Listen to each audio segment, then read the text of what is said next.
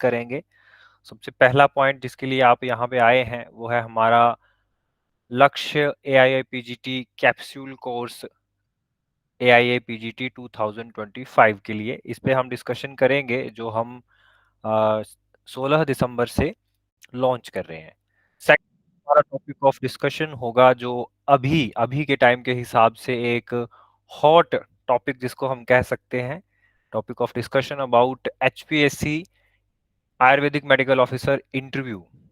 ठीक है, जो भी हमारा अभी HPSC का बैच अभी अभी हमारा एंड हुआ और उसमें बहुत ही अच्छा रिस्पॉन्स रहा और सब्जेक्ट नॉलेज टेस्ट में जितने भी लोग सिलेक्ट हुए वो सभी अब इंटरव्यू के लिए परस्यू करेंगे, तो उनके जो जनरल डाउट्स हैं उनको हम आज इस सेशन में लेंगे। थर्ड जो हमारा टॉपिक ऑफ डिस्कशन होगा वो होगा dos and don'ts in AIA-PGT। आप सब लोग आज इस ओरिएंटेशन में आए हैं तो आप सब लोग AIA-PGT 2025 की तैयारी कर रहे होंगे, तो उसमें क्या करना चाहिए तैयारी के दौरान, क्या नहीं करना चाहिए, उसके बारे में भी हम डिस्कशन करेंगे। एंड फोर्थ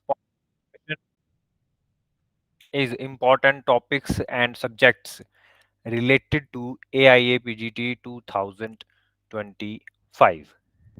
ठीक है, तो सबसे पहले हम आज का सेशन शुरू करते हैं।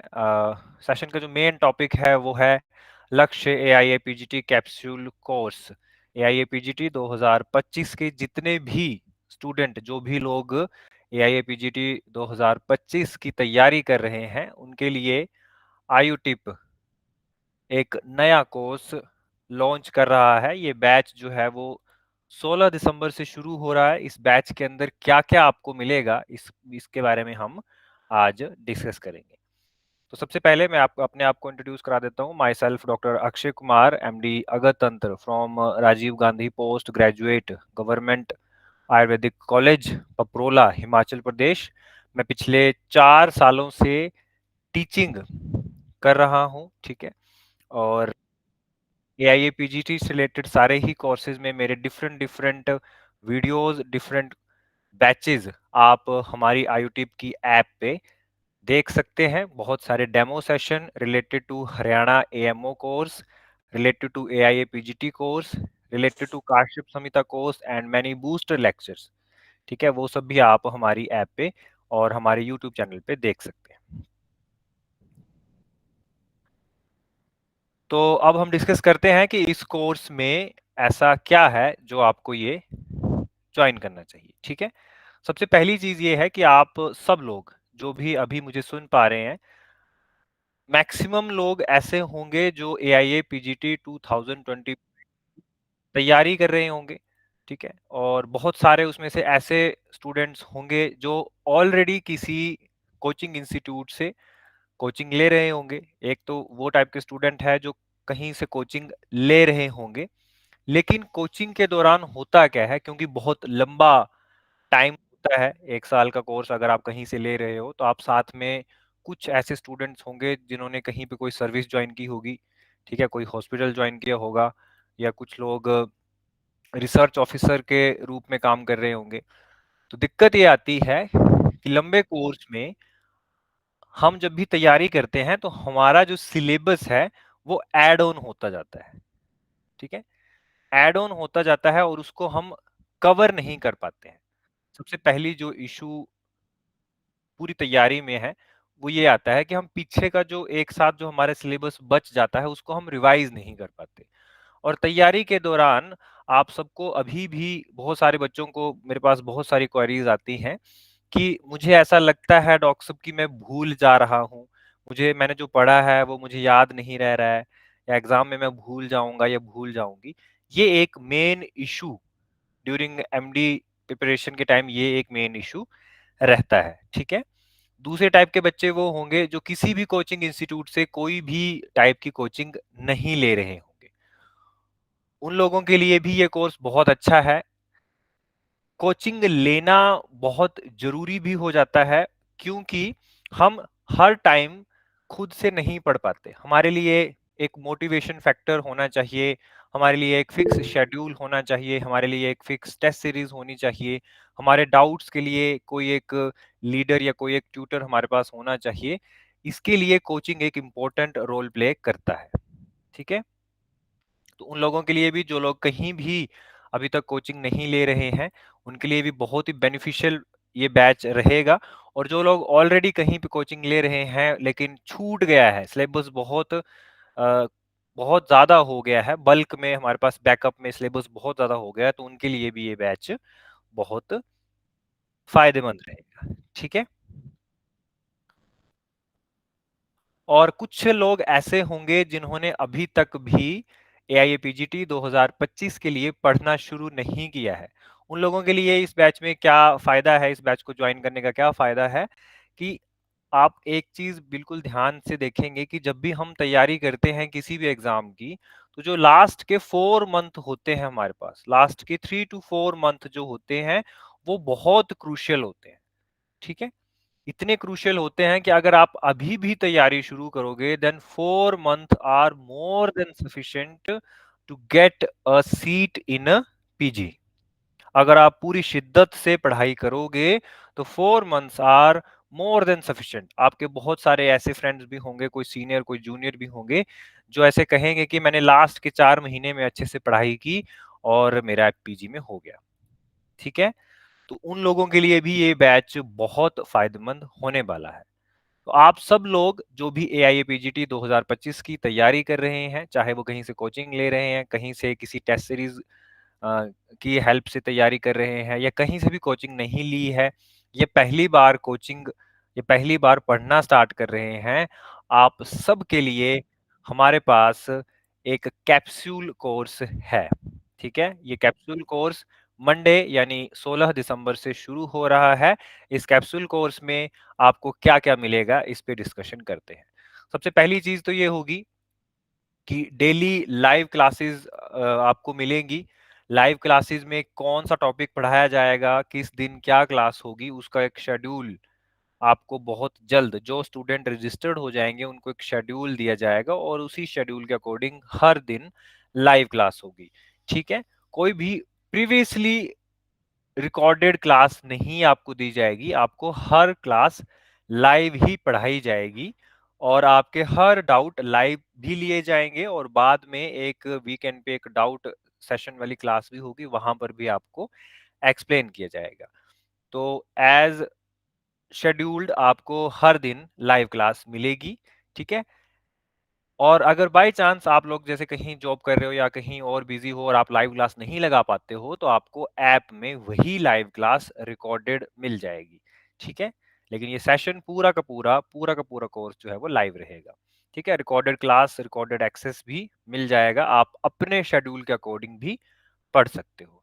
मोस्ट प्रोबेबली ये जो लाइव क्लास होगी वो सुबह के समय होगी क्योंकि हम देखते हैं, हम पढ़ते भी हैं आयुर्वेद में कि मॉर्निंग का टाइम जो होता है वो बहुत इफ़ेक्टिव होता है चीज़ों को लर्न करने में, ठीक है? तो जो लोग सुबह इस क्लास को अ, जॉइन करेंगे वो भी बेटर है। ज कई लोगों को सुबह अगर शेड्यूल के अंदर नहीं आता है तो आप अपने अकॉर्डिंग भी इसको पढ़ सकते हो, ठीक है?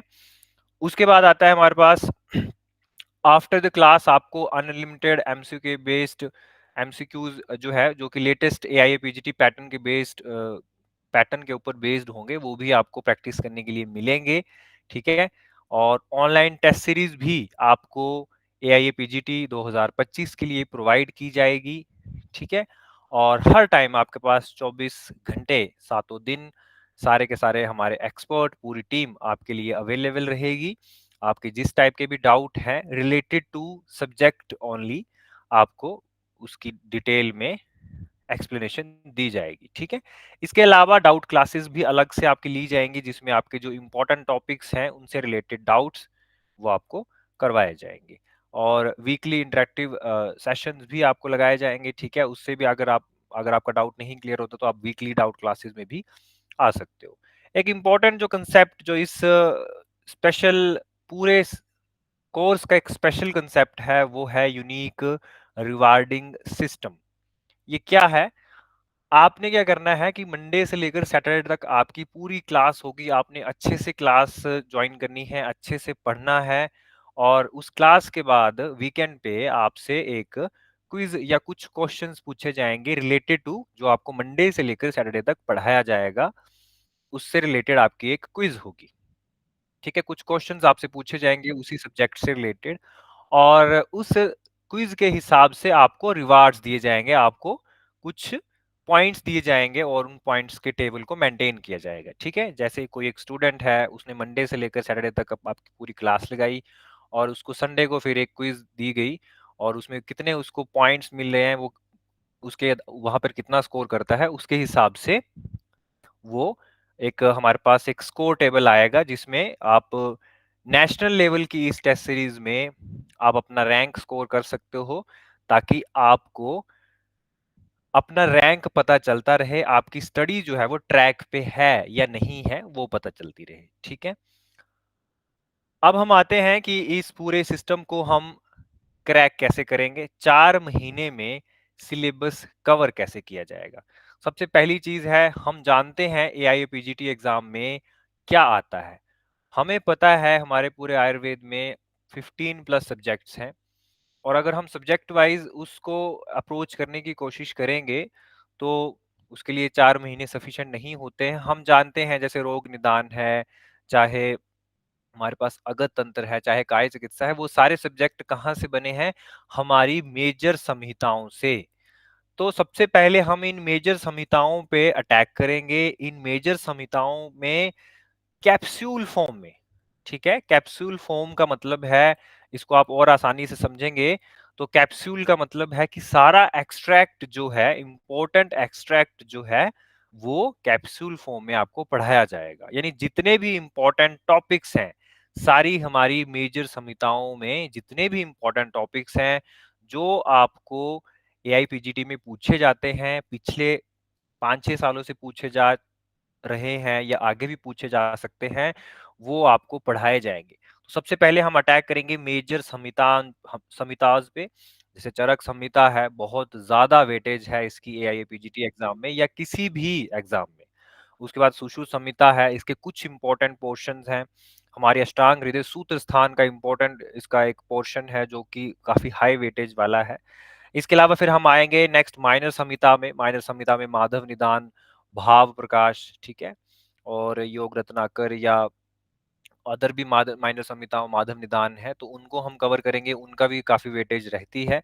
और आयुर्वेदिक सब्जेक्ट्स जैसे जैसे मैंने आपको कहा कि अगर तंत्र का कुछ पोर्शन हो गया या फिर योग स्वस्थवृत्त का कुछ पोर्शन जो है वो हमारी संहिताओं में नहीं मिलेगा, तो उसको हमने अलग से हठ योग प्रदीपिका से वहाँ से पढ़ना है सब्जेक्ट्स को।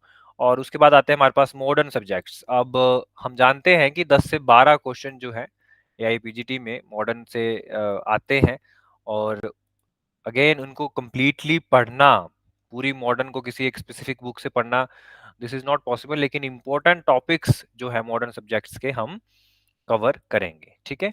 तो ये पूरा का पूरा जो डिटेल्ड है, जो डिटेल है हमारे सेशन की, वो इन्हीं 5 पॉइंट्स के ऊपर है कि जितने भी इंपॉर्टेंट पॉइंट्स हैं, चरक संहिता के सारे इंपॉर्टेंट पॉइंट, सुश्रुत संहिता के सारे इंपॉर्टेंट पॉइंट कैप्सूल फॉर्म में आपको पढ़ाए जाएंगे, ठीक है? 4 मंथ्स के अंदर आपको सारा इंपॉर्टेंट पॉइंट्स आपको याद कराए जाएंगे यूनिक निमोनिक से। कहानी बना के जो हमारा तरीका है, जैसे हमने एचपीएससी के पिछले बैचेस को पढ़ाया या इससे पहले हमारी काश्यप संहिता वाली सीरीज में हमने पढ़ाया, ठीक है? ताकि आपको सारी चीजें दिमाग में बैठ जाए, ठीक है? यूनिक बात क्या है हमारे हमारे इस टीचिंग मेथड की या हमारे इस कोर्स की, कि हम डाटा को रटवाते नहीं हैं, ठीक है? आप हर चीज को, आप पूरी संहिता को याद नहीं कर सकते, आप पूरी संहिता को रट्टा नहीं मार सकते, ठीक है? हमारे पास हमने अभी लास्ट जो हमारा सेशन था वो था हरियाणा पब्लिक सर्विस कमीशन का।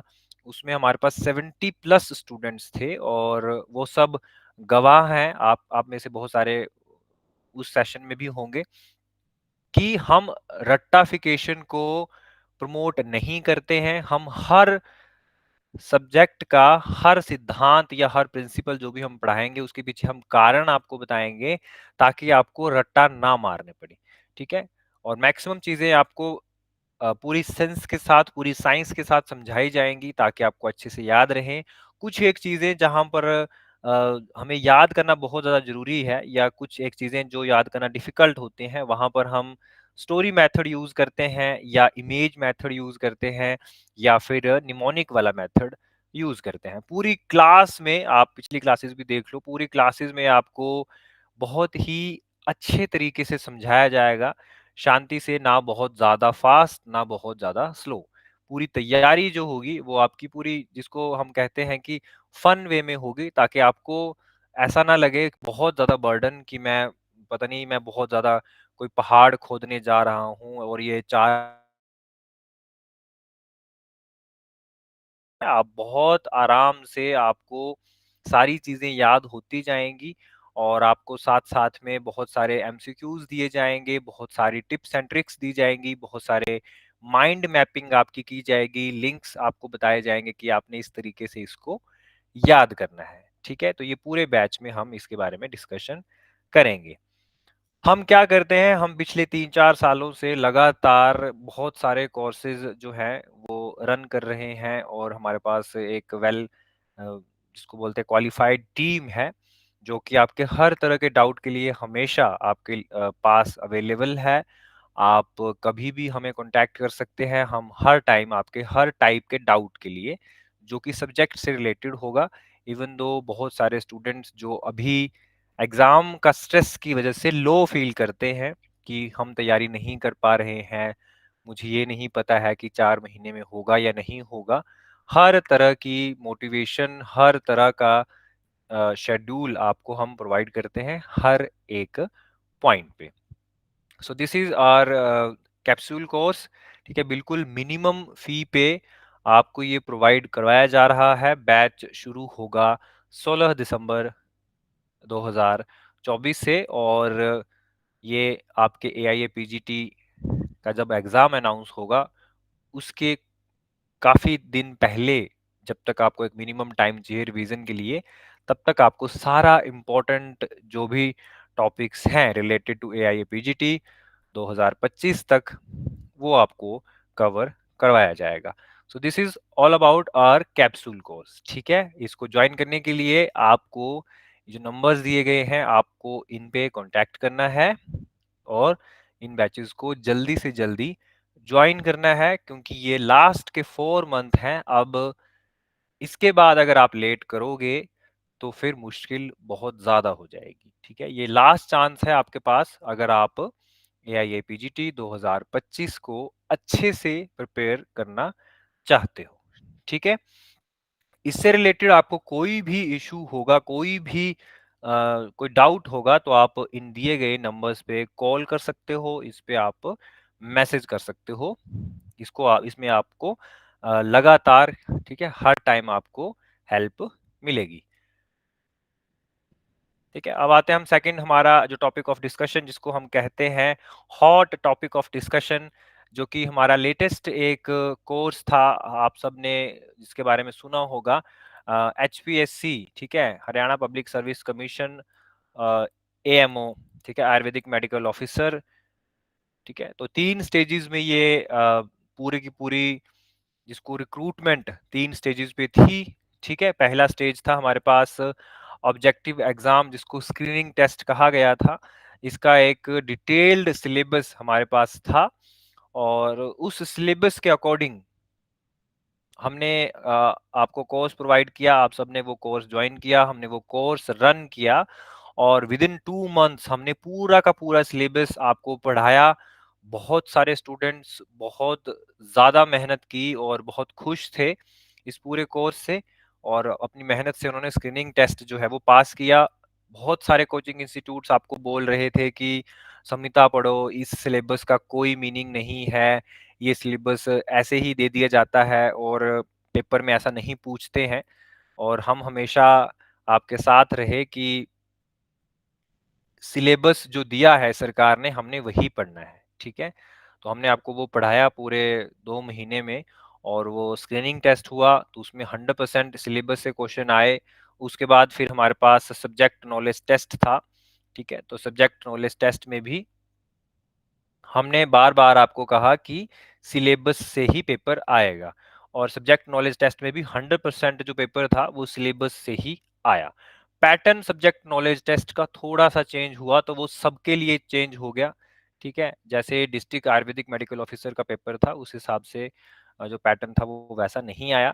लेकिन ये दोनों जो पॉइंट्स थे, वो उस पे हमने बहुत मेहनत की, हमारे स्टूडेंट्स ने बहुत मेहनत की और उसका रिज़ल्ट कि हमारे 25 से 30% 30 जो स्टूडेंट्स हैं वो अब इंटरव्यू फेज़ के लिए सिलेक्ट हो गए। अब अच्छी बात ये है इस पूरे ही रिक्रूटमेंट में कि ये जो सब्जेक्ट नॉलेज टेस्ट है, इस पूरे ही स्कोर की 87% वेटेज जो है और वो सिलेक्शन की है और इंटरव्यू का जो है वो 12% ओनली वेटेज है। इसलिए इंटरव्यू वाला जो फेज है वो इतना इम्पोर्टेंट नहीं है सिलेक्शन पॉइंट ऑफ व्यू से। लेकिन ऑब्वियसली उसकी भी हमने तैयारी करनी ही है, ठीक है? आप सब लोग जो भी सिलेक्ट हैं वो बधाई के पात्र हैं और वो सब लोग इंटरव्यू की तैयारी अभी कर रहे हैं। ठीक है? तो इंटरव्यू की तैयारी के लिए देखो पहली इंपॉर्टेंट चीज़ ये है कि इंटरव्यू में आपका उन्होंने सिर्फ चेक करना है आपका कैलिबर कि आप सिचुएशंस को कैसे हैंडल करते हो। देयर इज़ नो रिलेशन कि आपको वहाँ पे उन्होंने ये चेक करना है कि आपको कितना सब्जेक्ट का नॉलेज है या आप कितना आपको आप चीज़ों को बता पा रहे हो, आपको आपसे 15 क्वेश्चन पूछेंगे और आपको आंसर करना है, ठीक है? There is nothing like that. आपसे जो भी उन्होंने पूछना था, वो उन्होंने पूछ लिया, ठीक है? वो उन्होंने पूछ लिया जिसको हम सब्जेक्ट नॉलेज टेस्ट कहते हैं, है ना? तो सब्जेक्ट नॉलेज टेस्ट में आपके सब्जेक्ट का उन्होंने जो आपका जो नॉलेज है वो उन्होंने चेक कर लिया। तो इंटरव्यू में फिर चेक क्या किया जाएगा? इंटरव्यू में चेक किया जाएगा कि आप सिचुएशंस को कैसे हैंडल करते हो, ठीक है? तो सबसे पहले आपने अपनी पर्सनैलिटी को वहाँ पर एक्सप्रेस करना है, बिल्कुल डरना नहीं है, ठीक है? अ, आपसे कुछ भी पूछा जाए अगर आपको आता है, आपने बिना डरे उस और बिना रुके उसका आंसर करना है और अगर आपको नहीं आता है तब भी आपने उसको रिस्पेक्टफुली उनको मना करना है कि आई एम सॉरी सर और मैम कि मैं ये नहीं जानता या नहीं जानती। बस ये 2 चीज़ें ही इम्पोर्टेंट होती हैं इंटरव्यू में, बाकी आपके सब्जेक्ट से रिलेटेड कोई ज़्यादा वहाँ पर नॉलेज चेक नहीं किया जाएगा, ठीक है? दूसरी इम्पोर्टेंट चीज़ है कि आपको ऑब्वियसली वेल ड्रेस्ड रहना है, AMO you should look like a doctor, है ना? आपकी ड्रेसिंग बिल्कुल डिसेंट होनी चाहिए। बहुत सारे बच्चे ऐसे हैं जो out of the Haryana state के हैं और उन लोगों को ऐसा डर लग रहा है, मेरे को बहुत सारे मैसेज आ रहे थे कि क्या पता हमें हरियाणा जो पब्लिक सर्विस कमीशन हरियाणा है वो सिलेक्ट ना करे क्योंकि हम आउट स्टेट से हैं। लेकिन ऐसा कुछ नहीं है, वहाँ पर जो भी बोर्ड होगा, ठीक है? एज़ फॉर द इन्फॉर्मेशन आपको जहाँ पर भी हरियाणा पब्लिक सर्विस कमीशन में जहाँ आपकी इंटरव्यू होने वाला है, वहाँ पर लगभग 4 टू 5 बोर्ड्स होंगे, ठीक है? यानी एक बोर्ड का जो पूरी मेंबर्स होते हैं, वहाँ पर 5 मेंबर होते हैं। तो वैसे करके आपके 5 बोर्ड होंगे, ठीक है? बोर्ड नंबर 4, 5, 3, 2, 1 ऐसे करके 5 बोर्ड होंगे, ठीक है? तो आपको पता नहीं होगा आपका इंटरव्यू कौन से बोर्ड में होना है। ना ही इंटरव्यूअर को पता है कि आपका इंटरव्यू कौन से बोर्ड पे होगा। तो आपको एक बॉक्स में स्लिप दी जाएगी और बहुत सारी स्लिप्स होंगी, उसमें से आपने एक स्लिप उठानी है। जो भी स्लिप आपको दी आपका नंबर आएगा, मान लो आपका नंबर 2 वाले बोर्ड पे आ गया, तो वहाँ पे आपने जाना है, ठीक है? ताकि एक जिसको बोलते हैं ट्रांसपेरेंसी बनी रहे, है ना? दूसरा ये है कि आपको वहाँ पर ना तो आपका नाम पूछा जाएगा, ना ही आपके स्टेट का नाम पूछा जाएगा, ना ही आपका यूजी कॉलेज पूछा जाएगा, आपकी पर्सनल कोई भी इंफॉर्मेशन नहीं पूछी जाएगी। तो जो लोग भी हरियाणा से बाहर वाले हैं, उनको भी ये डरने की ज़रूरत नहीं है कि सिर्फ़ हरियाणा वालों को सिलेक्ट करेंगे या हम बाहर वालों को नहीं करेंगे। बोर्ड मेंबर को बिल्कुल पता नहीं होगा कि आप कौन से स्टेट से हो, ठीक है? तो ये 2 चीज़ें होगी, उसके बाद फिर ये है कि तैयारी करनी चाहिए या नहीं करनी चाहिए। बहुत सारे कोचिंग इंस्टीट्यूट्स जो हैं वो एएमओ के इंटरव्यू की तैयारी करवा रहे हैं। तो मेरे हिसाब से ये बस एक पैसे ऐंठने का ही एक मेथड है, otherwise there is no need कि आप किसी मतलब इंटरव्यू की तैयारी करो, ठीक है? इंटरव्यू में क्या पूछा जा सकता है? इंटरव्यू में आयुर्वेद से रिलेटेड ही चीज़ें पूछी जा सकती हैं। तो आपको पढ़ना क्या है? इसका मतलब ये भी नहीं है कि आपने इंटरव्यू की तैयारी नहीं करनी है।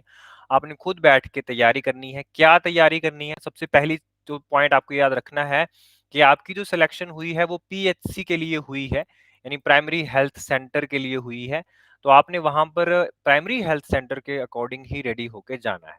तो एक प्राइमरी हेल्थ सेंटर में क्या-क्या चीज़ें होती हैं? वहाँ पर बहुत सारे अ बहुत सारे जो अभी नेशनल हेल्थ प्रोग्राम्स होते हैं वो वहाँ पे रन किए जाते हैं। तो वो भी आप ही के अंडर होंगे, तो आपको वो नेशनल हेल्थ प्रोग्राम्स के बारे में सारा पता होना चाहिए जो कि आपके सिलेबस में था, आपको डिटेल में पढ़ाया गया है। तो सारे के सारे नेशनल हेल्थ प्रोग्राम्स आपने पढ़ लेने हैं। थोड़ी बहुत आपने एक्यूट इमरजेंसीज भी मेरे हिसाब से पढ़ लेनी है, क्योंकि पीएचसी में आपको इमरजेंसी कंडीशंस भी आ सकती हैं, चेस्ट पेन हो गया, पेन एब्डोमेन हो गया, तो थोड़ी बहुत आपने वो भी देख लेनी है। तीसरी चीज जो सबसे इंपॉर्टेंट है वो है आयुर्वेद के चिकित्सा सिद्धांत और आयुर्वेद की चिकित्सा। जो जनरल प्रिंसिपल हैं, बहुत सारी जनरल चीजें हैं, जैसे आम बात है, रक्त पित्त है, अम्ल पित्त है, ठीक है, उसमें आयुर्वेद का क्या ट्रीटमेंट दिया जा सकता है, ये आपने थोड़ा ऊपर-ऊपर से पढ़ना है। और चौथा जो आयुर्वेद का सबसे डिमांडिंग चीज़ है वो है आयुर्वेद में योग एंड प्राणायाम। तो आप योग को कैसे यूज़ कर सकते हो डिज़ीज़ को ठीक करने में। आप इस तरीके से 4-5 पॉइंट्स जो है वो सबसे इम्पोर्टेंट हैं, वही आपने पढ़ना है। जो आपने पहले सब्जेक्ट में पढ़ा था आपने उसी को एक बार रिवाइज़ करना है। और ऐसे कोई स्पेसिफिक तैयारी नहीं की जा सकती इंटरव्यू की, क्योंकि इंटरव्यूअर क्या पूछना चाहता है इसकी कोई तैयारी नहीं करवा सकता। मान लो मैं आपको कोई एक कोर्स रन करने लग जाऊँ और मैं बोलूँ कि आप काय चिकित्सा अच्छे से पढ़ो और सारी चिकित्सा सिद्धांत याद कर लो और ज्वर को अच्छे से पढ़ लो, और वहाँ पर इंटरव्यूअर जो है वो रस शास्त्र का आ जाए या द्रव गुण का आ जाए और वो आपसे 15 के 15 क्वेश्चन द्रव गुण के पूछ ले, है ना? तो वो तो गलत हो जाएगा ना। तो इसीलिए इंटरव्यूअर तो कुछ भी पूछ सकता है, इसलिए इंटरव्यू की कोई तैयारी नहीं की जाती है ना। इंटरव्यू में आपसे नॉलेज कम, आपसे बस यही देखा जाता है कि आप उस कंडीशन को हैंडल कैसे करते हो, कि आप डर जाते हो, आपसे कोई क्वेश्चन पूछा तो आप डर गए, आप नर्वस हो गए, और तो वहां पे आपके मार्क्स कट जाएंगे। अगर आपसे क्वेश्चन पूछा आपको नहीं भी आता है तो आप बिल्कुल वहाँ पे कॉन्फिडेंस के साथ आप बोल सकते हो कि सॉरी सर या सॉरी मैम, मैं इतना रिकॉल नहीं कर पाई। तो ये कॉमन से मेथड्स होते हैं इंटरव्यू को क्रैक करने के, ठीक है?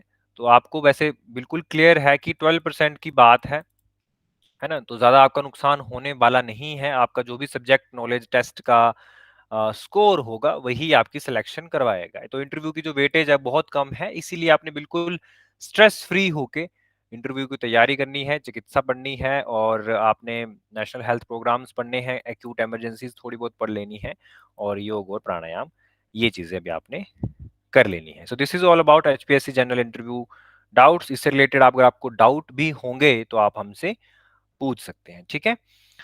So next is what are the dos and don'ts in AIAPGT. देखो, पहली इंपॉर्टेंट चीज ये है डूज एंड डोंट्स की। अगर हम बात करें तो एआईएपीजीटी की तो पहली जो हम बात करते हैं डूज पे, है ना? तो पहला पॉइंट जो हमें करना चाहिए during the preparation, that is maintain discipline.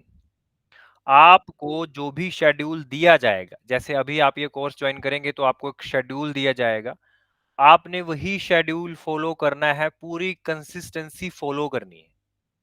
हमारे पिछले कोर्स में वो कोर्स 2 महीने का था। बहुत सारे स्टूडेंट ऐसे थे जो कि डे 1 से जिन्होंने पढ़ना शुरू किया और वो लास्ट के डे तक उन्होंने कंसिस्टेंसी मेंटेन की और आज वो इंटरव्यू में जा रहे हैं और वो हमारी उनके साथ बेस्ट विशेस हैं कि वो सिलेक्ट होके मेडिकल ऑफिसर बन जाएंगे, ठीक है? So first is maintain consistency during complete preparation. 16 दिसंबर से कोर्स शुरू होगा तो 16 दिसंबर से लेकर 31 मार्च तक आपने कंसिस्टेंसी मेंटेन करनी है। जब आपकी क्लास होगी आपने क्लास मेंटेन करनी है, जितना आपको बोला जाएगा उतना आपने पढ़ना है। दूसरा दूसरा जो डू है वो ये है कि आपने डरना बिल्कुल नहीं है। कंडीशंस चाहे जैसी भी हो, आपने बिल्कुल डरना नहीं है, बिल्कुल घबराना नहीं है। कॉन्फिडेंस रहना है, हमेशा कॉन्फिडेंट रहना है। और आपका दिमाग जो कि बार-बार ये बोलता रहता है, जैसे-जैसे एग्ज़ाम नज़दीक आता है तो दिमाग बार-बार आपको ऐसा होगा कि मुझे कुछ याद नहीं रह रहा है, मैं भूल जा रही हूँ, मुझे लगता है कि मैंने कुछ नहीं पढ़ा है या मुझे कुछ याद नहीं है। ऐसा कुछ नहीं होता है, आपका दिमाग आपके साथ छल करता है, आपने वो छल को समझना है कि ऐसा नहीं है, मैंने बहुत मेहनत की है या मैं मेहनत कर रही हूँ या कर रहा हूँ और ऐसा नहीं होगा कि एग्ज़ाम में मुझे भूल जाएगा। Third is hard work. अपने आप से ऑनेस्टली आपने हार्ड वर्क करना है, ठीक है? हम भी आपके साथ बहुत मेहनत करेंगे, हर दिन हम लाइव क्लास लगाएँगे, मॉर्निंग में, इवनिंग में, जैसा भी होगा, बट आपने हर दिन हार्ड वर्क करना है, उसको मेंटेन रखना है, ठीक है? उसके बाद जो डोंट्स है उसके ऊपर आपने बिल्कुल ध्यान देना है। सबसे पहली चीज़ ये है कि आपने बिल्कुल रश नहीं करना है तैयारी में, ठीक है? ऐसा नहीं करना है कि आप पहले स्टार्टिंग में पहले के 50 दिन या पहले के 40 दिन, 30 दिन आप लगातार 12-12 घंटे पढ़ने लग गए और लास्ट में आपने धीरे-धीरे छोड़ दिया। 90% ऑफ द टाइम ये होता है जो मैंने देखा है पर्सनली स्टूडेंट्स में और मैंने खुद भी फील किया है, मैं भी ऐसा करता था कि जब भी लास्ट मोमेंट्स आते हैं, चाहे लास्ट के 10 दिन हो, चाहे लास्ट के 15 दिन हो, हम बिल्कुल थक जाते हैं। हमने इतना खुद को अ, जिसको बोलते हैं एक्सपोज़ कर दिया होता है स्टडीज़ में, इतना हमने एग्ज़ॉस्ट कर दिया होता है स्टडीज़ में कि हम थक जाते हैं और लास्ट के 15-20 दिन जो कि मोस्ट क्रूशियल टाइम होता है, उसमें हम पढ़ाई या तो छोड़ देते हैं, हम बिल्कुल फेड अप हो जाते हैं और ये लास्ट के 10 से 15 दिन अगर आपने पढ़ाई छोड़ दी, तो आप मैक्सिमम चीज़ भूल जाओगे, आप एंग्ज़ायटी के कारण भूल जाओगे, आप डर की वज़ह से भूल जाओगे, ठीक है? तो ये चीज़ें आपने ध्यान में रखनी है। बाकी इसी से रिलेटेड कोई भी आपको डाउट होगा, कोई क्वेरी होगी, आप दिए गए नंबर्स पे हमसे पूछ सकते हैं। ठीक है? And now next is the important topics and subjects जिसके बारे में हमने पहले भी थोड़ी-सी बात की थी, थोड़ा-सा मैं आपको और बता देता हूँ। कैप्सूल कोर्स में जो आपको अभी 16 दिसंबर से शुरू होगा, 31 मार्च तक होगा। तो इसमें आपको मंडे से लेकर सैटरडे तक या जैसे भी शेड्यूल के अकॉर्डिंग आपको बताया जाएगा, आपकी क्लासेस होगी। उसके बाद आपके वीकली टेस्ट लिए जाएँगे जिसमें आपको एक प्रॉपर रैंक दिया जाएगा। नेशनल लेवल की टेस्ट सीरीज़ में जब आपका रैंक आएगा, तो आपको ये पता चलेगा कि मेरी स्टडी कहाँ पे स्टैंड कर रही है। उसमें हम पहले मेजर संहिताओं को पढ़ेंगे कैप्सूल फॉर्म में। कैप्सूल फॉर्म का मतलब है कि मेजर संहिता को एक्सट्रैक्ट में पढ़ेंगे, है ना? क्योंकि 4 महीने बचे हैं, तो 4 महीने में हम एक्सट्रैक्टेड फॉर्म पढ़ेंगे, मोस्ट इम्पोर्टेंट फॉर्म पढ़ेंगे। इसका एक डिटेल्ड शेड्यूल कुछ ही टाइम पे आपके साथ शेयर किया जाएगा और उसके बाद माइनर संहिता में शार्ंग संहिता, भावप्रकाश, काश्यप संहिता, ठीक है? ये नीचे जो भी दिए हैं, ये इनकी वेटेज है। जैसे शार्ंग संहिता से 3 से 5 प्रश्न आते हैं, भावप्रकाश से 2 से 3 प्रश्न आते हैं, काश्यप संहिता से 7 से 8 प्रश्न आते हैं, तो इनकी वेटेज के हिसाब से हम इसको पढ़ेंगे। चरक संहिता से 25 से 30 प्रश्न आते हैं, सुश्रुत संहिता में 20 से 22 क्वेश्चन। अष्टांग हृदय का 2 स्थान सबसे इम्पोर्टेंट है, उन्हीं पे डिस्कशन होगी, जैसे सूत्र स्थान और उत्तर तंत्र, ठीक है? इसके अलावा मेजर सब्जेक्ट्स की अगर हम बात करें, तो मेजर सब्जेक्ट्स में रस शास्त्र और द्रव्य गुण। आप में से बहुत सारे लोगों ने पहले भी पेपर दिया होगा, ठीक है? और बहुत सारे बच्चे ऐसे हैं जो दोबारा से पेपर दे रहे होंगे या बहुत सारे बच्चे ऐसे भी हैं जो पहली बार पेपर दे रहे हैं। तो उन सभी को ये पता होना चाहिए कि रस शास्त्र की वेटेज भी 7 से 8 क्वेश्चन और कई बार द्रव्य गुण भी 7 से 8 क्वेश्चन आ जाते हैं, ठीक है? इसके अलावा सब्जेक्ट्स जो होंगे माइनर सब्जेक्ट्स हैं जैसे हमारे पास अगत तंत्र है और ये हमारा स्वस्थ वृत्त है, तो उन सबको भी हम गोविंद पारिक वाले पॉइंट से या जनरल जो भी इम्पोर्टेंट पॉइंट्स है, जो मस्ट नो पॉइंट है, उसी से हम इसको कवर करेंगे और जितने भी हमारे मॉडर्न सब्जेक्ट्स हैं, उनको भी हम जो इम्पोर्टेंट पोर्शन है, उसको वहाँ से कवर करेंगे। So this is all about today's orientation session. आप सबका स्वागत है हमारे लक्ष्य एआईएपीजीटी कैप्सूल कोर्स में। आप इसको इससे रिलेटेड अगर आपको कोई भी क्वेरी है, तो आप हमें इन दिए गए नंबर पे कॉन्टैक्ट कर सकते हैं और बैच से रिलेटेड कोई डाउट, सब्जेक्ट से रिलेटेड कोई डाउट, आप इन नंबर्स पे कॉन्टैक्ट कर सकते हैं। This is last chance to get a seat in PG.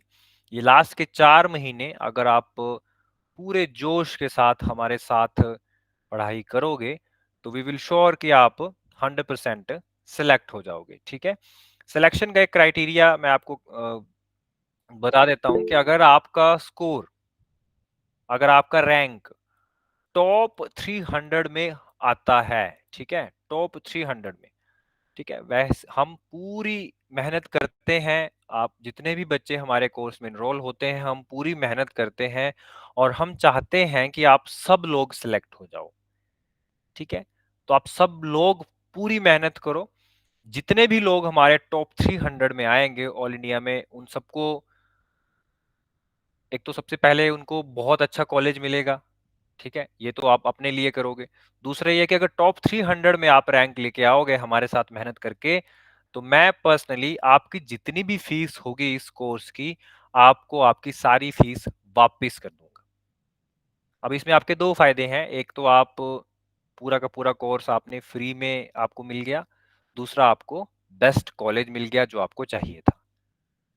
ठीक है, so best wishes to all of you. आप सब लोग कोर्स को ज्वाइन करो। कोर्स हमारा जो है वो 16 दिसंबर से शुरू हो रहा है। आपके फर्स्ट 2 क्लासेस आप सबके लिए फ्री रहेंगे। ठीक है, आप वहां पे ज्वाइन करके डेमो क्लासेस जो है वो आप ले सकते हैं। आपको किसी भी इस हमारे कोर्स से रिलेटेड कोई भी किसी भी टाइप की अगर आपको कोई क्वेरी है तो आप दिए गए नंबर्स पे कांटेक्ट कर सकते हैं। Thank you so much.